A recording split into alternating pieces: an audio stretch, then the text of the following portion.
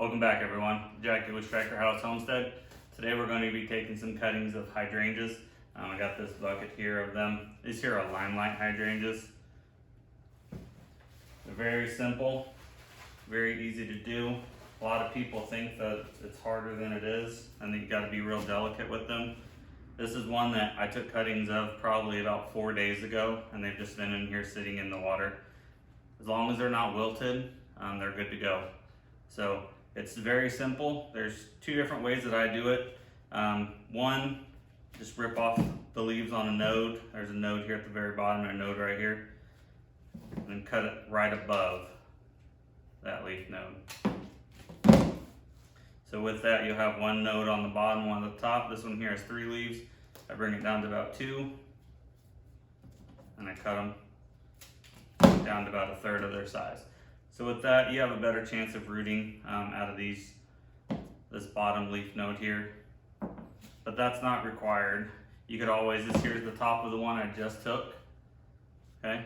So what we'll do is we'll just cut right above that next leaf node. That leaves about 1.5 inch stem. That's a bit short, but it's still usable. Other than that, same thing as before. I'm gonna get it down to 2 leaves, and I'm gonna cut them down to about 1/3 of that leaf size. Maybe a little less. So the difference is one will have 2 leaf nodes in it. This one on here just has the 1 leaf node. For the most part, since I have so many, I'm going to do the 2 leaf node. This one here, it's the very tip of the plant, and I'm going to get it down. I'm actually going to cut that very top of it off and go from there. So I got the leaf node here and then a stem, and then a leaf node at the top. These leaves are smaller, but I'm still just going to go down to 2 and cut these ones down in about half. That's it. So I'm going to do a whole bunch of these cuttings here. Some of these have some older wood. This is the middle of June, so I'm not going to do it. Well, let's try it. This one here has a little bit older wood on it. You can see it's a little brown. It does have 2 other leaf nodes on it though, so I'm going to cut right below this leaf node here, and I'm going to cut these here. The semi-hardwood like this here, it's going to take a little bit longer, but it will eventually root too. It's this softwood here, the pliable stuff, that goes a little bit easier. But since I have so many, or so much material, I'm going to do the 2 node cutting. So above the one and below the other, and cut them in half.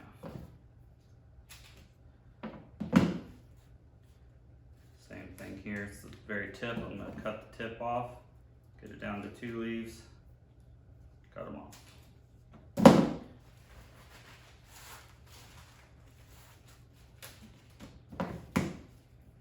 Right below that leaf node, right above that one.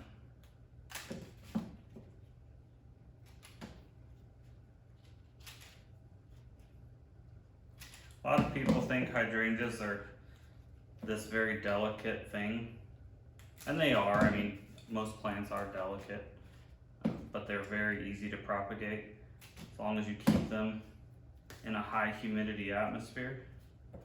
And that's when I use the clear totes for my propagation. You can also use things like Walmart sacks, saran wrap, build a frame and wrap it in saran wrap. Seen that before. I just find it easier just to use the clear totes. You know, $10, $15 at Walmart, Lowe's, Home Depot, anything like that. So this one here looks like it got a little damage. Let me show you another thing that some people do. So after you get down to just your 2 leaves and cut down,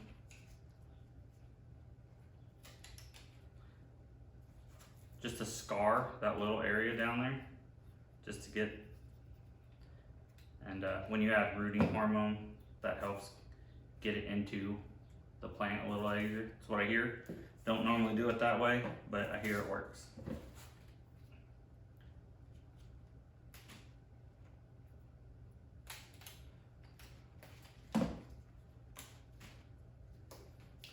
I've also heard that you can take a leaf cutting of a hydrangea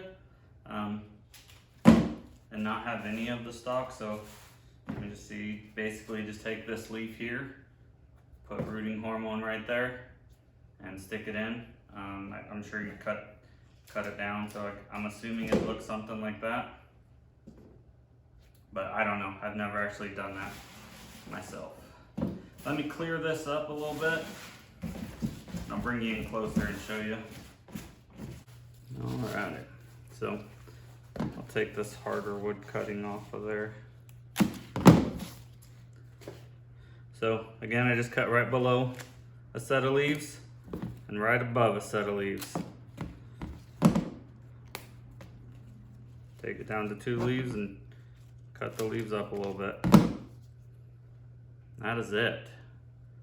It's not hard at all. And again, some people I've heard you could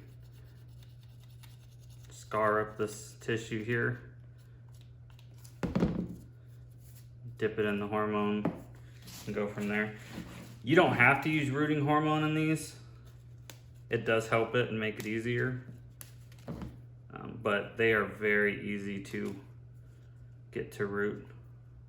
Just keep them out of direct sunlight. Go from there. Alrighty, I'm gonna finish these here up. Now through the power of YouTube, it's all done. Have all these cuttings here. What we're gonna do is get the old Clonex rooting hormone rooting gel, open it up.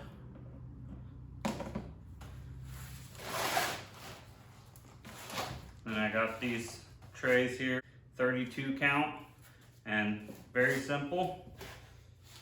You just get something, poke a hole in all of them. You can use your finger. I just normally use the butt end of a marker.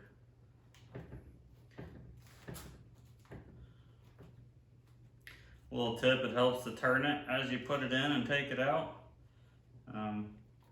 This stuff here is just Pro Mix, nothing fancy. It's a peat-based potting mix. A lot of people shy away from peat, but it does just fine for me in this situation. So what you're gonna do is you're gonna take your cutting wheel, you're gonna dip it in the rooting hormone, wish it around, get it nice and covered, and just stick it in the hole, push in around the hole. You're going to make sure that you get the soil settled around it fairly well. You don't want no air gaps down there for it to root. Just gonna set it and press it. You can go with the smaller cell trays and get more. I don't. In fact, I normally put them in these cups like this, just cheap ones from Walmart. If you do use these cups, you use a lot more soil. You gotta make sure you add holes in them. I just snip them off here on the edge to provide drainage. You don't want them waterlogged. And this stuff will hold a lot more moisture than my normal mix of sand and triple ground pine bark or pine wood mulch. But I like the extra moisture with these. You will lose a couple more, I believe, because it isn't so much. That one's a little long. It isn't so much moisture around it. Oh, making a mess.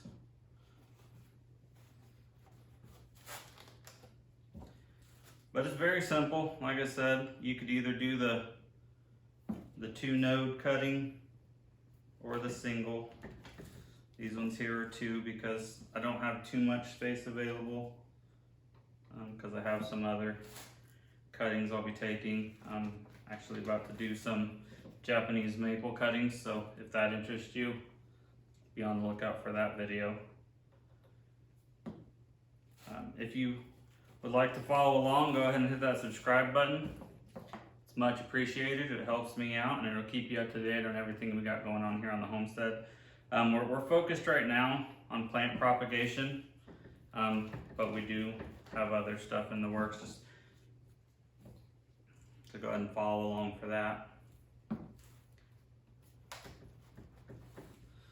Alright, well, now Now it's just sticking it in the hormone, getting it all covered up, sticking it down there. Like I said, you don't have to be too gentle with it. A lot of people seem to be scared of being too rough. When I started doing this, I didn't even use rooting hormone at all, and they did just fine. Never had 100% doing it that way, but you know, high 90s, high to low 90s. You know, this one here is just 32, and you know, if I lose one or two, that's not a big deal. Now, if you were a big time guy or gal, you know, that may be a downside for you, but for me, it's not. So.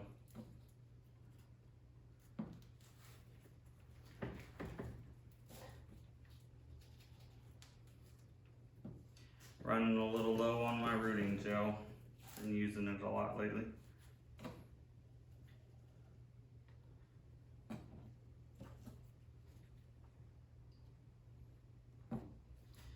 The reason I started going to these trays here like this is because you can get a lot more into the totes I use for humidity.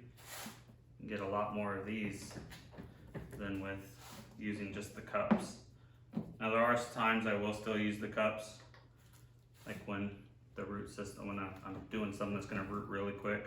Like when I do petunias, I do them in cups, even though, just because I don't normally get to them, and they get a fairly good root system before I actually end up transplanting them into pots or whatever. So we do petunias every year just for our home use.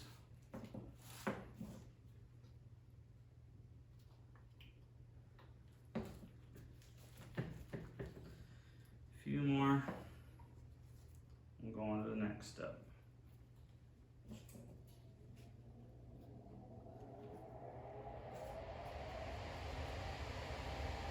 You want to keep the leaves out of the soil if you can. I mean, heck, you can even just rip them off like that. Like I said, you don't have to be very gentle with them. Now, if this was one that had a lot of meaning to you, you know, say you got it from your grandparents' yard or something like that, then okay, I could see taking a little more care. But if you have access to, you know, a decent amount of cuttings or even just a mother plant, losing one or two ain't gonna be a big deal. Alright, so that tray is full.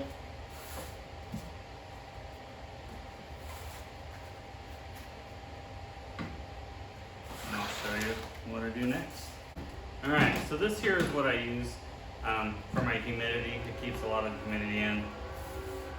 Use this for my, and I take them out of the, so just take them, fill them in here as best you can. Get as many as you can in there. This one here, have the one full tray, and then I have enough to do two more, so 8 extra there. And those easily fit in there. So there's 40 hydrangea cuttings into this little tote right here. That being said, here's the tote full of cups. You can only get 36 cups in here without them falling over. So it's much easier to do it the other way. Or it's not easier, I guess you get more in there. So if space is a factor, that's how I do it. Other than that, it's very simple. You just take some water them in. You don't want to soak them, but you want to get them wet. And this was pre-moistened, so it's not that big a deal for the water. You just put the top on. This one here latches on. Then you're going to put them in indirect sunlight. So we just keep them here in the sunroom, slightly away from the wall, and that gives it good light for it. You could also put it underneath the tree, underneath your potting bench. A lot of people ain't gonna do this many, so you could put it inside of a Walmart bag. The white ones though, not the gray ones. Put it underneath a milk jug, anything like that. Just something to keep the humidity in. And as long as you can keep the humidity in, you'll see that you won't need to water it. The next thing though with these is when you take them out of here, so say it's been 4 or 5 weeks, 8 weeks, whatever you wanted to do, you'll start noticing new growth on them, something like this. These all started with just the 2 leaves and they've grown into more. This one here, this one's grown very tall. All these here, what you're going to want to do to start out is just kind of crack that open just a little bit so they get used to being in not such high humidity. Every couple days, just open it a little bit more until you can remove that out of there. A lot of people forget about that step, and when you do, if you just take them all out after once, so one like this here would just be all drooped over like this, and it would die, just because it's not used to being out. So this one here was taken out about a week ago. It's probably been, I don't know, 5 weeks or so. So there's not going to be a huge amount of roots in here, but there will be some. Let's see what we got. There we go. So there's some roots there.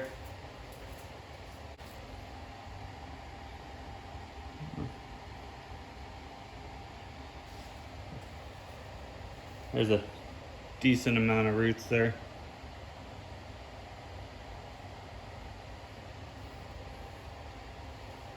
They could have very well stayed in there longer, but I needed some space. I ran out of totes, so.